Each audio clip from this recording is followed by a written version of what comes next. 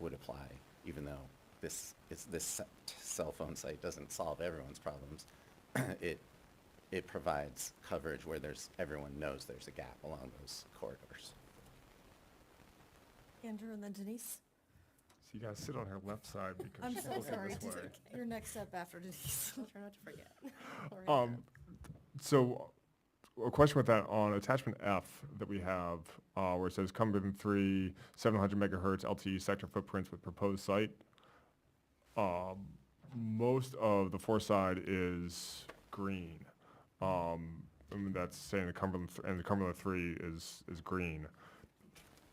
I'm sorry, attachment F? Attachment F. Yeah, Yeah, because the other ones, if you look at, yeah.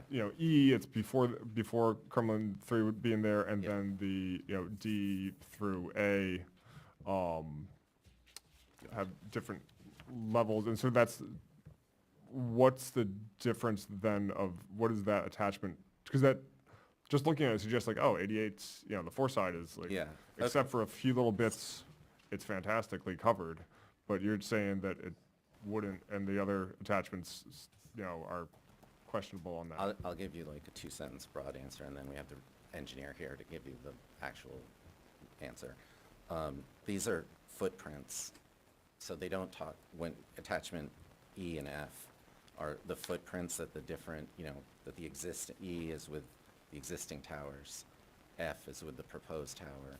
What areas will be best are going to be most served by those towers, but that green that you see represents the footprint of the new proposed tower, but it doesn't say anything about the strength of the signal.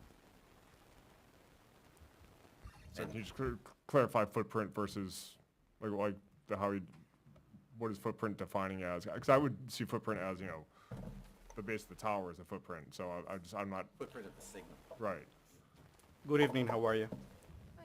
I'm Emilio Sotolongo with C-Square on behalf of Verizon. Are you looking at attachment F? Yes, sir.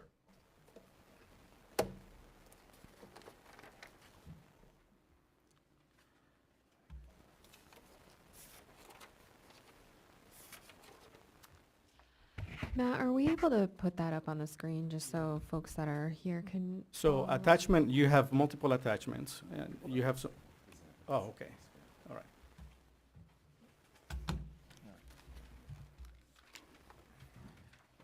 This one says F.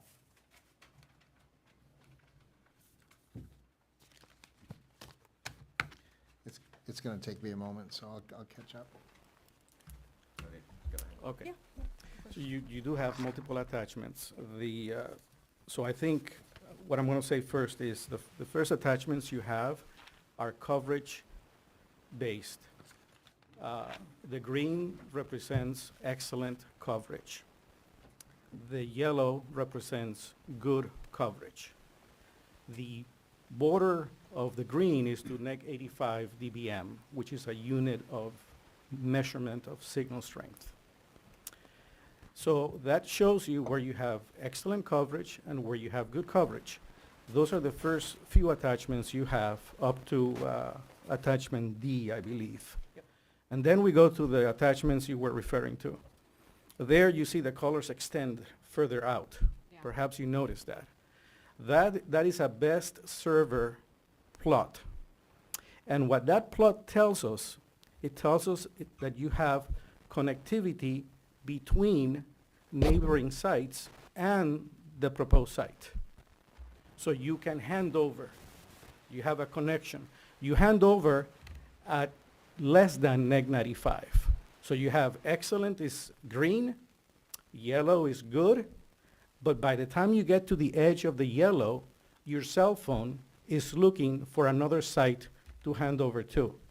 So what that plot is showing you that you have the ability to connect, to hand over to neighboring sites that are located in the vicinity of the proposed site.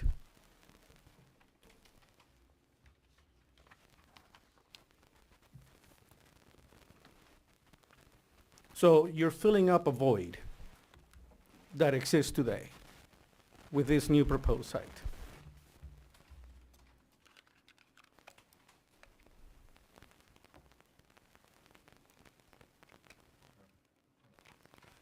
Because they ping each other, right? Yeah. Yeah. Bailey? Oh, so it was Denise next, and then Bailey. Just looking through the packet on my phone, I'm sorry. So, am I understanding this correctly, that by adding, which this is called Cumberland 3, correct? The proposed site? Yes. By adding that, you are also improving the capacity of the other Cumberland and the Yarmouth 3? Yes. Because they're basically, like what you're talking about, like it's They- handing off signal. that's Like right. it's, everything is working better by adding additional. That, you're correct. load And you're capacity. taking away the strain that the existing sites have today because of the lack of that proposed site. You have a void in that area. And near the edge of the coverage of the existing sites, the phone is trying to attach to those. But eventually, it gives up. It can't. The signal strength is not strong enough for that attachment to take place. So you take away capacity, excess capacity that the existing sites are serving today, that is better served by the proposed site. Follow up. Yep. I think we all know Cumberland and, Yarmouth, North Yarmouth, we're all developing all the time. Lots of new residential developments. Do you have projections or an idea of if this was not installed, is there going to be a degradation on the whole of everyone Yeah, around as population increases? As the population increases, the strain that I mentioned on the existing sites increases as well. And Verizon has things that they can do. They can change radios and try to keep up, but eventually that void continues to put a stress on your existing network. And, the customers see it in lack of throughput, a lot more difficult to connect on those yellow areas that I showed you before, on those coverage plots. Thank you. Yep. I think it was Yes, sir. Bailey, and then Bob, and then Jeff. Sorry. The existing cell towers, I believe, do we know the address of those? Or location of those? Currently in town, Yeah, on besides Rangeway, okay. The Rangeway one, what would be the exact address? Do we know? It's not an address, there's no public road, it's a range way, which is a public access. Okay, It's off of Middle Road in between Harris Road.